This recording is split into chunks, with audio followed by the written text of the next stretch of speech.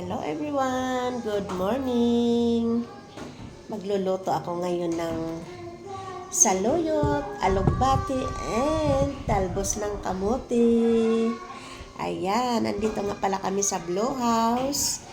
At pagdating ko nga pala kanina, ay nanguha agad ako ng mga talbos ng saluyot. Dahil natatakam na talaga ako. Gagataan ko siya ngayon guys, tapos papapakin ko lang. Hindi na ako magsasaing ng kanin kasi tinatamad na ako. Kasi marami na akong trinabaho. Paikot-ikot, akyat baba. Ang sarap nito guys pag ginataan. Kahit walang sahog, asin at saka bitchin lang. Ay nako, ang sarap na.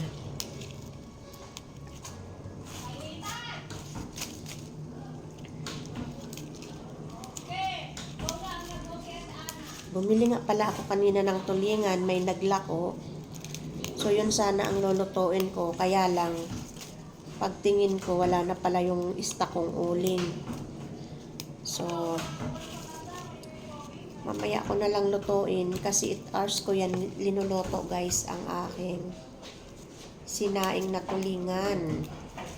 8 hours. So after 8 hours, tingnan nyo guys, bubuksan. Pag binubuksan ko na ay kasing lambot na ng sardinas. Sobrang lambot na sa loob ng 8 oras na pagluluto ko ng sinaing na tulingan. Kaya dapat guys sa uling, kasi pag sa gas, makonsumo sa gas. Biro mo yan, 8 hours mong pakukuluan. 8 hours mong lulutuin. Pero ito talaga, paborito ko talaga to.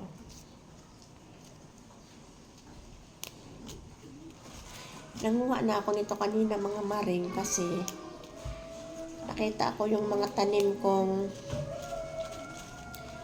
talong, natatabunan ng puno nito kaya hindi siya lumalaki. Dahil sa napakarami nga namang puno namin ng saluyot, kaya binunot ko na lang siya guys. Tinanggal ko na lang ang taba-taba sana.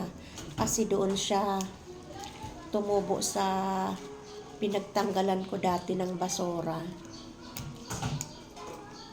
Kaya napakataba niya.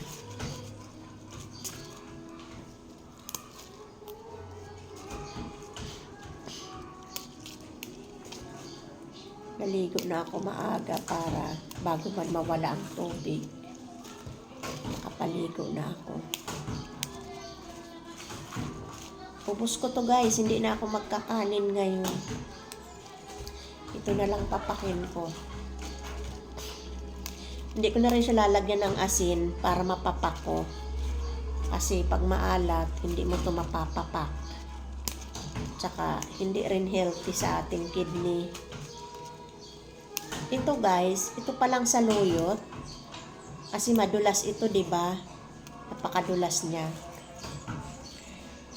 Tumutulong pala ito sa mga nakadikit sa bituka natin na pagkain tulad sa mga inihaw.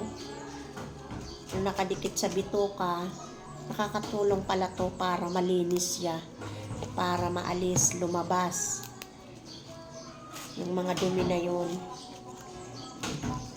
Diba, sabi nga, anti-cancer daw to. Kaya, may mga coffee na nga nitong ginawa, guys, diba? Coffee at saka juice. Ang saluyot. Di ako,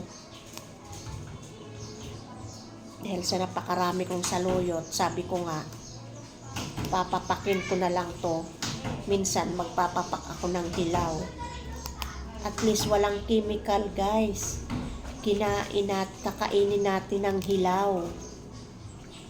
Diba? Sa panahon ngayon kasi, halos lahat na kinakain natin, puro na may chemical.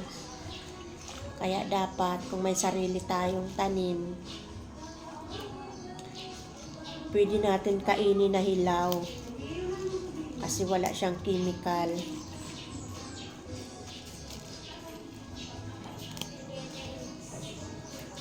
Ang dami ko talagang tumubo na saluyot. Napakarami pa nga. Nakatayo pa nga yung isang puno na punong-puno ng bunga na tuyot na. Siguro pag umulan, tutubo na naman yung mga nagkahulog na na seeds nitong saluyot.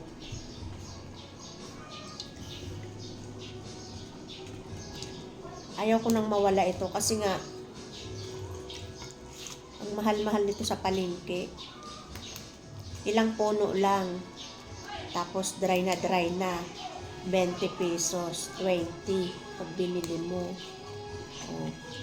Samantalang ito, pag may tanim ka, ay naku, sarap-sarap talaga mga maring.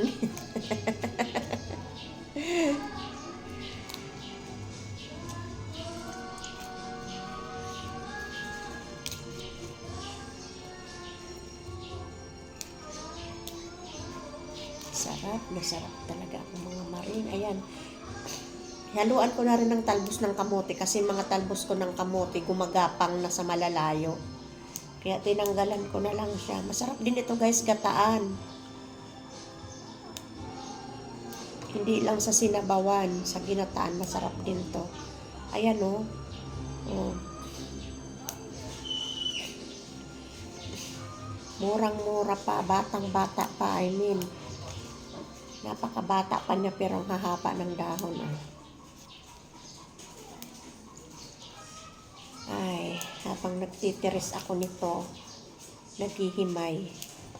Iniisip ko na kung ano isusunod kong trabaho. Maglilinis muna ako sa kwarto namin. Alam niyo ba guys, dyan sa kwarto namin, napakalamig. Lalo na pag malamig na panahon. Kaya pag wala kami mga maring, inaamag yung kwarto namin, nangangamoy amag. Kasi kumbaga nakasara lahat. Nakasara ng ilang araw, ilang linggo. Kaya nangyayari guys, inaamag yung mga gamit namin sa sobrang lamig sa kwarto. Hindi ko alam kung bakit malamig sa kwarto namin. Iniisip ko nga, siguro dahil sa likod namin, ang daming puno ng saging. Kaya siguro ganun. Ito guys, ang alugbate oh. Masustansya rin, maraming benefits din ang alugbate. Dahil madulas rin, 'di ba? Mayroon na rin juice ng alugbate at saka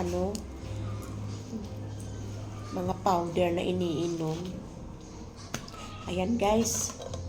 Ayan oh, lulutuin ko, gagataan ko siya, bibilihan ko siya ng Coco Mama. Thank you for watching.